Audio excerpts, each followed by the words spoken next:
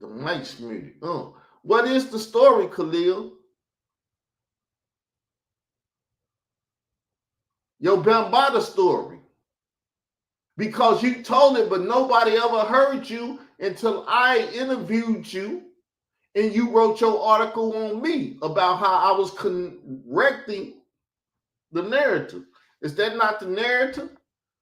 Is that not our narrative, mine and your narrative? Yes or no? I bet you Layla Wilson, Troy Star Terrain, and your handler's gonna tell you, you better shut the you know what up before we do something to you. Cause you're scared and afraid of them. Is that not your narrative? Anybody that watch YouTube knows that you won't say SHIT about Troy Star Terrain or Layla Wills. You gonna say you have no reason why, but Troy Star Terrain came out here and lied, said he was the first person, and that was a lie because you're the first person, yes or no? Or you afraid of Troy Star Terrain to the point where you won't say you the first person no more? He didn't punk you that bad. He did worse than Yahweh Ben Yahweh. He took your manhood out here in these YouTube streets, yes or no? I know you're gonna say, oh, you trying to threaten my manhood and this and that. You's a BITCH, my man. You's an old school BITH. You've been punked by Yahweh Ben Yahweh. You've been punked by who else and what else out here in this community? I don't know. Very sad story. Very sad story. You can't name anybody in this community that did punk me anyway, anyhow, and whatever. So, yes, the mic was muted, so let me reread it. I interviewed on the beat 139. Did you not bring me up? Just like Troy Star Terrain did, without mentioning my name, because you hoes scared of me and my name. My name brings fear to you all. If somebody bring it up, I bet you start mumbling, oh.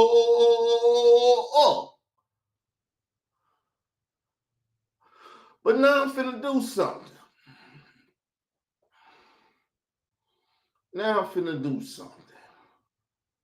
Let's see. Let's see. Let's see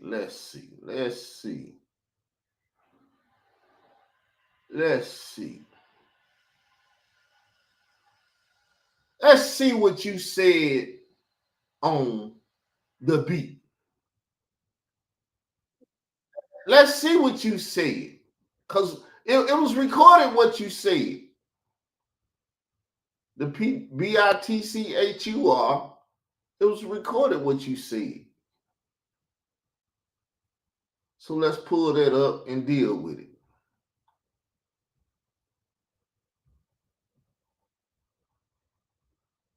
Okay, now we can hear what you said.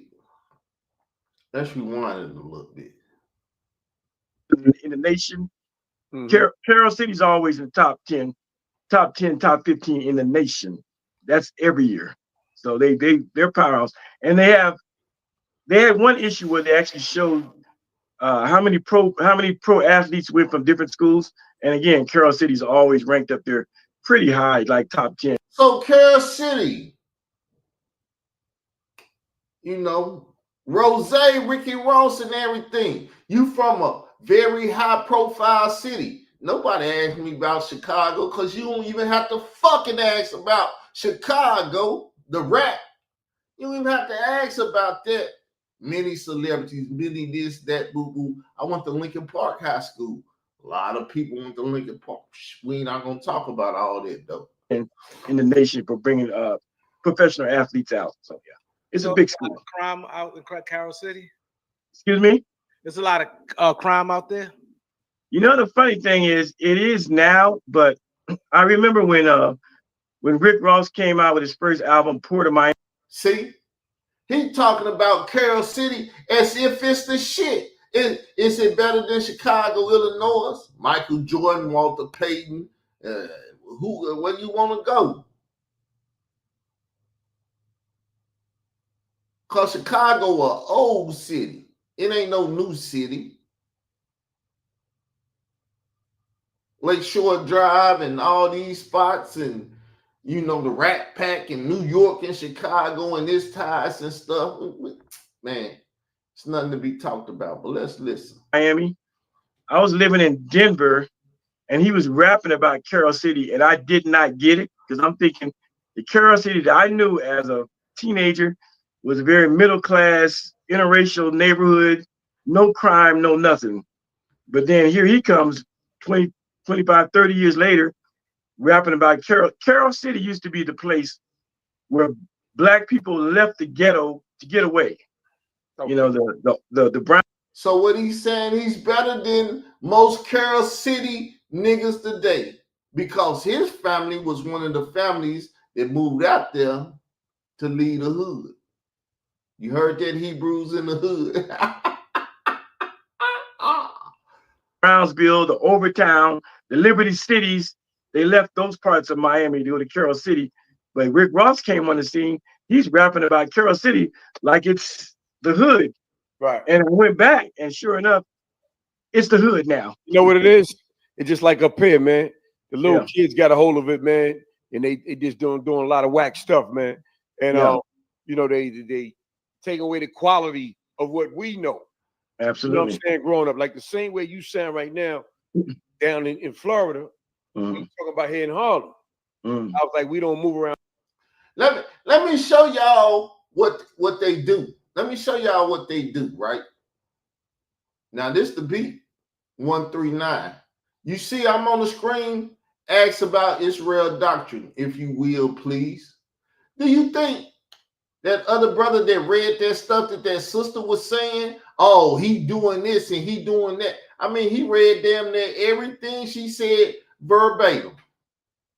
Not one time did he act like he seen me or heard me in that chatting stuff. See, I can have issues with people because they less than me and they do things that's not manly. Now, y'all see that on the screen?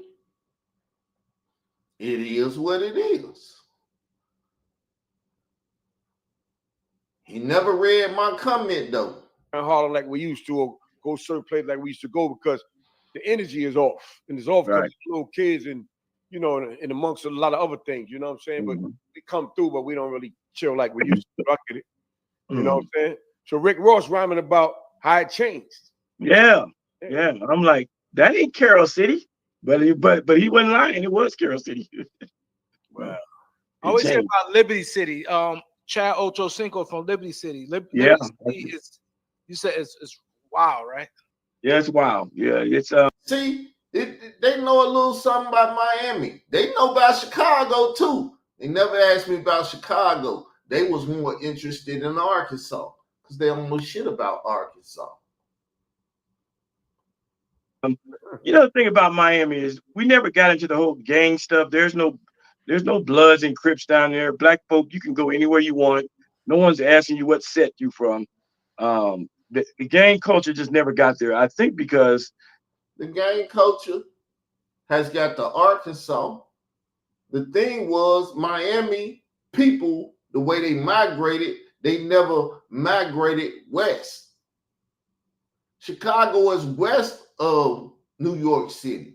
Arkansas is west of Florida and this and that. See, Florida niggas go up top. They go to New York. They go to the Carolinas. They go that way. They stay east. They on the East Coast. They don't go west. And on the East Coast, even up in New York City, they never really had gangs and stuff. They had crews, cliques, outfits, woo, woo, woo. They never had gangs. Out west, they had gangs. That's the difference between the East and the West. AKA pussy niggas is on the East and real niggas is on the West. That's how rap music and shit has portrayed this shit for years. We had such a high situation with drugs and Cuban cartel, Colombian cartel. These guys, they put the murder game down. That's why Tupac said Nas listened to all these records and shit, and then now he Esco and all this other stuff. He didn't watch too many movies and shit. He didn't watch the Scarface and all this shit. And they mobsters. They're not gangsters.